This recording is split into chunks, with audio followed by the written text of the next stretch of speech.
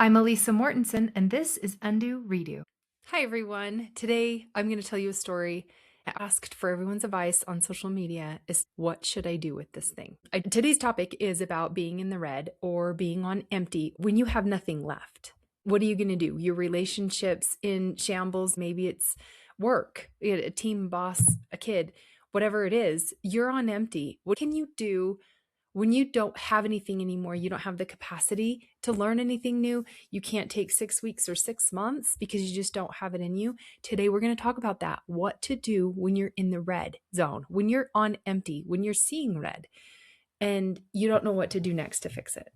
But first, this week, I'm holding a community event for our Valley Gals because I live in a valley and I started this thing called Valley Gals.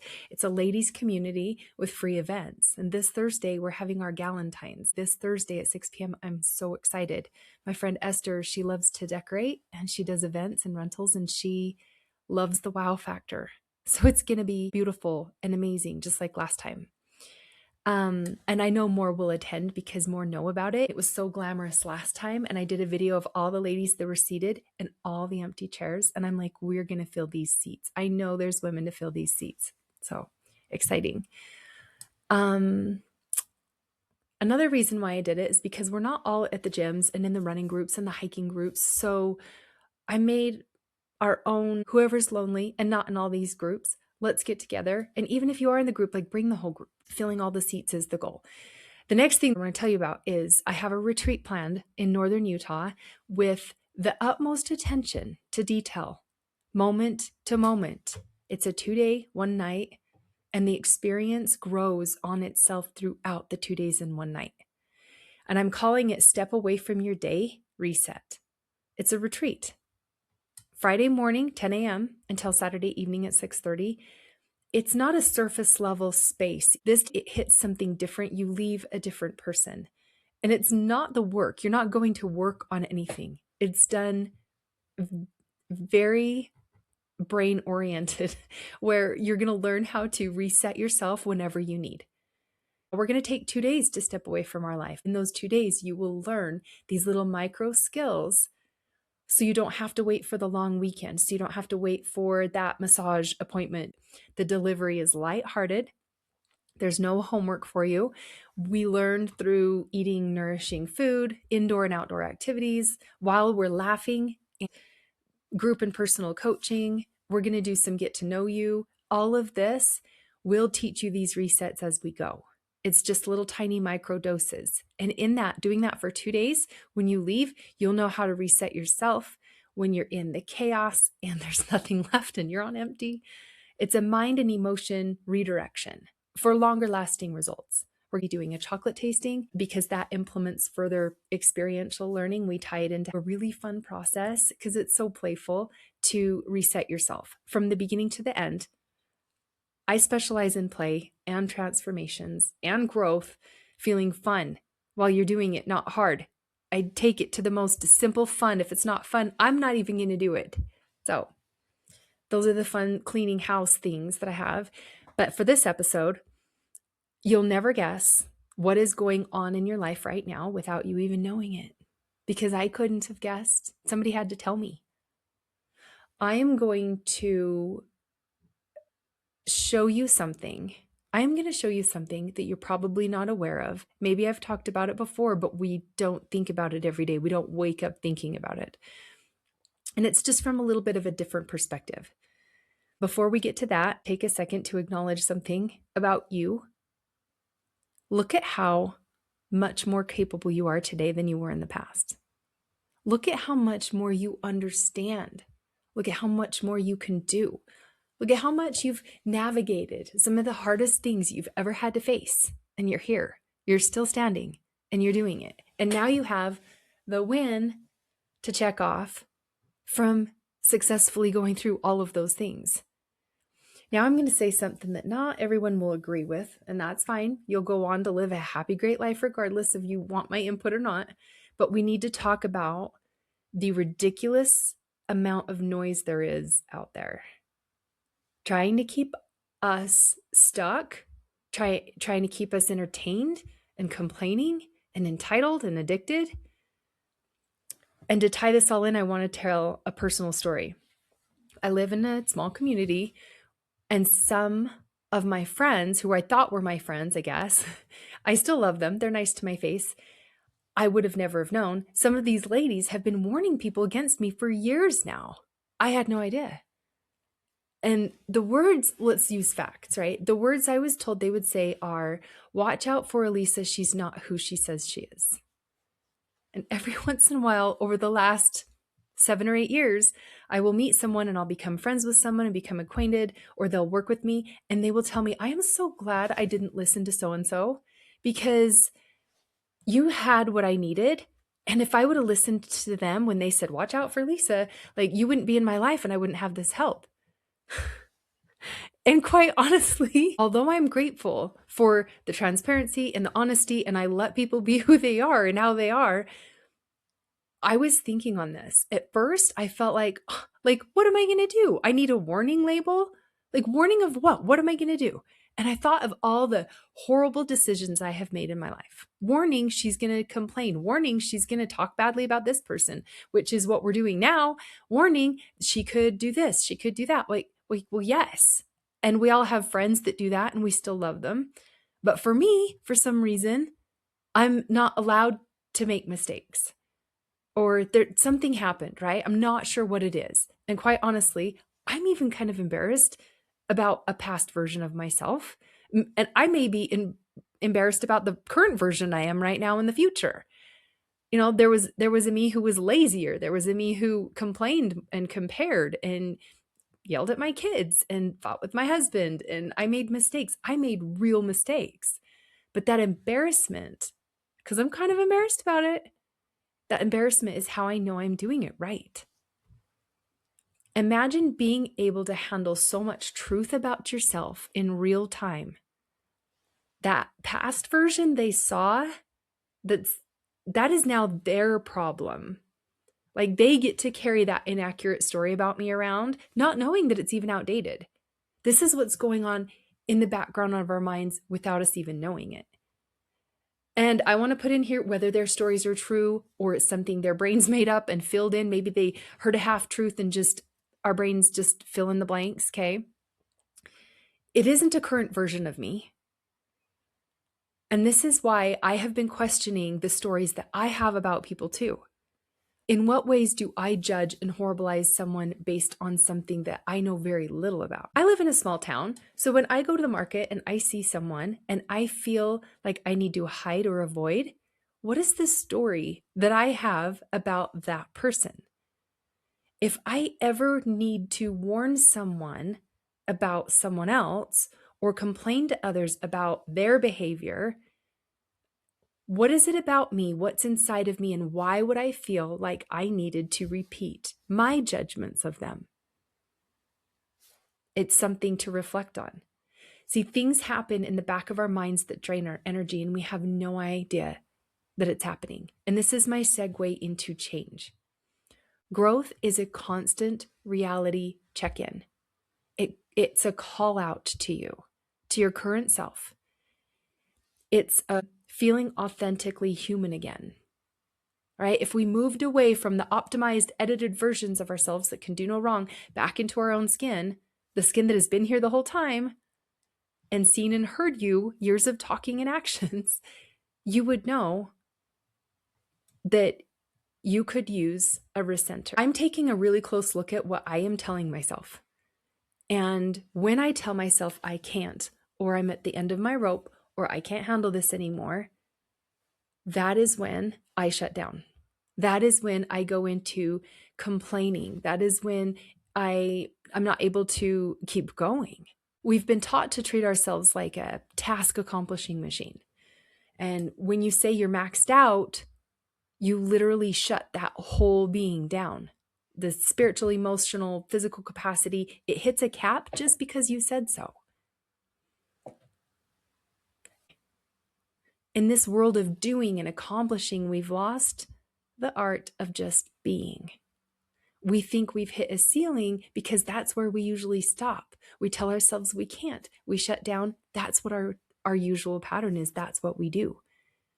And that's where all this biological noise is. It is so noisy. We feel our bodies get tense. Our brain is offering us all these false statements about us not being able to keep going. And this is where we shut down, and then we do. Your brain just offers it to you on repeat. It doesn't know any better. How could it know any better? How could it know if it could keep going if all we've ever done is tell it that we can't keep going and we shut it down? But what if you didn't have to do this just because it's always been done? What if in that moment of telling yourself that you can't and that it was crushing you and that there's no way around this and you just have to shut down and you're done? What if in that moment, instead of listening to that, what if you decided there was more room? I know you may not be able to believe it yet, but let's get curious about it. What would it look like in that moment if you had more room? What would it look like to create more room? What am I making this mean? Could I make it mean something else? Is there something else going on here that I'm not seeing? What's behind all of this? Right? If you get really curious about it, we lose that innate instinct to just shut ourselves down. When we shut ourselves down, we lash out, right? The truth of the universe is that you do have infinite spaces. You have access to more energy to move forward, even if it's just slightly. You have access to change your frequency and optimize the best possible healing and outcomes for everyone in the room. You have space inside you to hold bigger, messier, and more awful things than you realize. To let chaos happen and still be fine.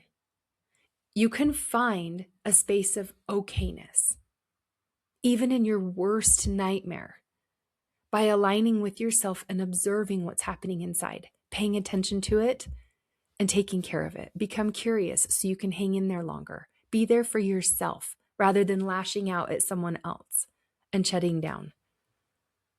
This is the art of a micro reset. I've been working with my coach on balance lately, and there's a lot of talk about staying regulated. Those are kind of trending words. But I want to talk about it like we're saying staying upright. Balance isn't a perfect 50-50 split. It's the state of being in motion, standing still or whatever, and still maintaining uprightness. If your foundation is shaking, you can still remain upright. If something comes at you, you can still get back to being upright. Even if you're suffering emotionally or physically, you can take charge of the other parts of you that you do have control over, your mind and your emotions. Your mind by directing and connecting to a higher power, and your emotions by allowing them to come into this noise of a body you have and all of this biological noise to stay engaged and to be decided. That is where truly being alive happens. Meeting everything with this invigorating empowerment of I get to choose keeps you out of victim mode. And it drains less of your energy to live this way. There's less grief. There's less exhaustion. I have been undoing the frequency at which I've been tipped over so regularly in my lifetime using these little micro redirections. And I've tested them out and they're good to go. I've tested them out on a lot of people and I've done a lot of research. And as a micro reset, there's no thousands of hours. There's no meditation and 20 minutes in red light and do this thing every morning. You just tap into your mind and you tap into your body. It's a tiny, playful little adjustment to get your mind back to center whenever you feel like you are tipping, whenever you feel like you're getting off balance and your foundation's being shaken. It's less about doing something and it's more about just being something. It takes a lot off your plate to do it this way. What if you could reset yourself 100 times a day if you needed? Whatever is needed to get you through, you do it right in that little micro moment. And you talk to yourself and you can say, I see you. And we got this. There is space for this. I can hold this and I can show up. So what do you think right now? I'm sure your mind is just spinning. But this is kind of a call to reality. And I do this for myself a lot lately. I don't know about you, but I'm really sick of being crushed so often that I'm deciding right now, and maybe 3-4 weeks ago, and I've been testing it out, I will not be crushed as often, as long as I can help it. And crushing does happen. There's been a couple times, even with these fun things that people are saying about me, at least I'm being talked about, that bring about the invitation to be exhausted or to burn out, or the heaviness of the world can be real. What we spend so much of our time fighting is what is exhausting us.